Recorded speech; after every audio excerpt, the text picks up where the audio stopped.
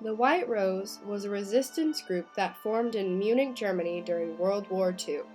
They felt it was their responsibility to step up and inform others of the Nazis' corruption when no one else would.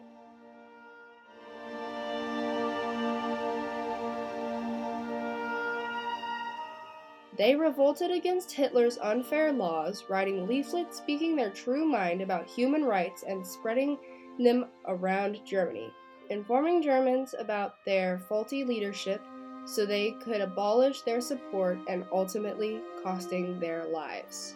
It all began in Germany, more specifically in Ulm, where 5 children were raised: Igny, Werner, Elizabeth, Sophie, and Hans. They grew up in a, quote, cozy town on the Danube River, nestled along the valleys and the mountains of Moravia, south of Germany, unquote, as Igny Scholl states. The Scholl's father worked as an attorney and financial advisor through the Great Depression alongside his wife, Magdalene. This was around the time when Hitler began to rise to power in the early 1930s, at a time when Germany was in desperate shape. Its defeat in World War I, 1914-18, and the harsh conditions in Germany by the U.S., Britain, and France in the 1919 Treaty of Versailles, including enormous retirement payments to the victors, had left Germany humiliated and impoverished. Germany's economy only worsened with the depression that followed the stock market crash of 1929. This disaster provided space for Hitler to come in and help.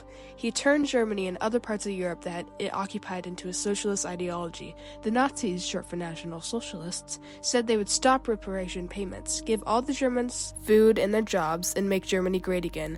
Right from the start, Robert Scholl tried to ingrain in his children's mind the corruption of the Nazi regime. But they rebelled even against their parents and joined the Hitler Youth, their excitement fueling them to connect with other Germans.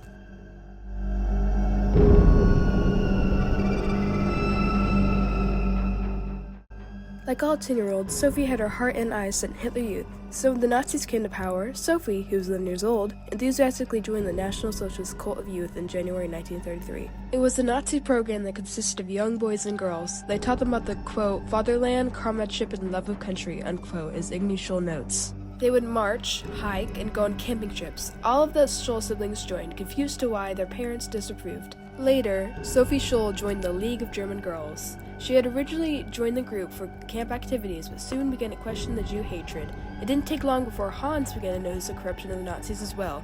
He began to doubt the program. Eventually, Hans found a secret group called the German Boys League, and he ended up joining it. The group mocked Hitler and broke many German laws. They read banned books written by Jewish authors, made fun of Hitler, and did things that would have been considered scandalous. As Dr. Rebecca Erwedding says, quote, in the 1930s you can see the Scholl children start to push up against the Nazi regime, unquote. However, in 1937 the young rebels were soon caught by the Gestapo as they arrested many members of the banned youth groups, including Werner, Sophie, Hans, and Igny. Sophie was later released, but the rest of the Scholl siblings remained in captivity by the Gestapo.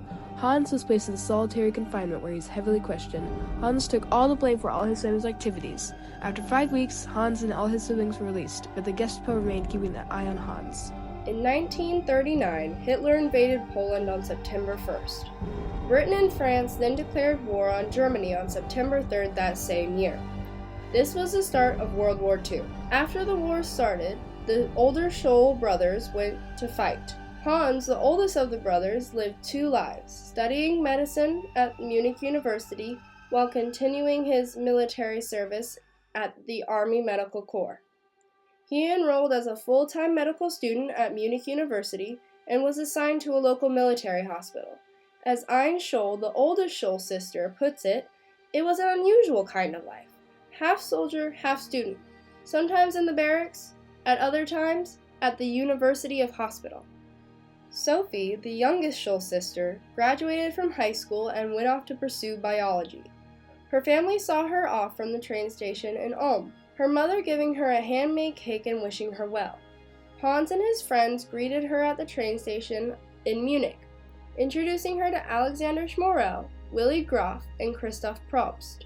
She then moved to Munich and joined a university with Hans. After seeing the cruelty of the Nazi regime firsthand on the Eastern Front, Hans and his friends began to question the Nazi supremacy. They knew they couldn't remain silent, so they took responsibility and spoke up. Thus, in June 1942, they printed their first leaflet with the aid of Kurt Huber, a teacher at their university who was also against the Nazi regime. These anti-Nazi leaflets mysteriously appeared in mailboxes around Munich at the end of June. The heading of them read, "Leaflets of the White Rose." Hans had tried to keep a distance with Sophie and the White Rose to keep her safe, but she ultimately found out and she insisted on joining. Hans reluctantly obliged to let her join. Together, the group produced the first 4 leaflets. They made about 100 copies of each leaflet in secret. They sent a copy of each one to 100 recipients. It is said that about 1/3 of them were turned in, as it was illegal to own such writing. The group spread their word throughout Germany, painting signs like "Freedom" or "Down with Hitler" on walls of universities and streets around Munich. This, however, made it easier for the Gestapo to narrow down their search for the rebellious students. On February 18, 1943, around 11 a.m., the Scholl siblings were scattering their 6th and final leaflet around the University of Munich when they were unfortunately seen. A janitor at the school named Jacob Schmid, who was also a loyal Nazi member, saw them scatter their leaflets over the balustrade during a break in classes. He immediately reported them and they were arrested by the Gestapo. They arrested their family members as well for questioning. Christoph Prodis was arrested shortly after because of a draft for the leaflet in Hans's pocket that had Prodis' name on it. Robert Moore, their judge, tried to give them one last chance to plead to National Socialism, but they refused. Sophie said, "I would rather do it all over again because I'm not wrong. You have the wrong worldwide." She also said, "What we have written in the minds of all of you, but you lack the courage to say it aloud. Somebody, after all, had to make a start. What we wrote and said is also believed by many others. They just don't dare to express it themselves as we did. You know the war is lost. Why don't you have the courage to face it?" On February 22, 1943, at 5 p.m., Sophie was beheaded by the guillotine. Shortly after, Hans and Christoph had the same fate. Hans's last words were, "Long live freedom." After the Scholls and Props were executed, the rest of the group was sent into panic. Before Schmorell was arrested and executed, he tried to leave the country. He was said to have burst into Lieselot First Ramdor's or Lilo's flat searching for a fake passport and new clothes. When Schmorell tried to escape to Switzerland, he was stopped because of heavy snowfall. Lila was one of the few White Rose members that survived World War II. She never wrote any leaflets, but she hid them in a broom closet on her flat and helped Schmorell make the stencils for the wall graffiti. She also remembered how scared Sophie and Hans were. Sophie was so scared sometimes she would sleep in Hans's bed because of nightmares, Lilo recalled. She lived to be the age of 99. On February 24, 1943, Alexander Schmorell was turned in during an air raid by his ex-girlfriend. She saw him in a shelter and found out what he was doing shortly before. Schmorell, Groff, and Huber were sentenced to prison terms and later executed. When the White Rose had fallen, a new group rose from the ashes, so to speak. Heinrich James von Moltke was the leader of Kreisau Circle. Kreisau Circle made leaflets that spoke of hope and Hitler's wrongdoings. Copies of these leaflets were smuggled into Sweden, Switzerland, and Britain.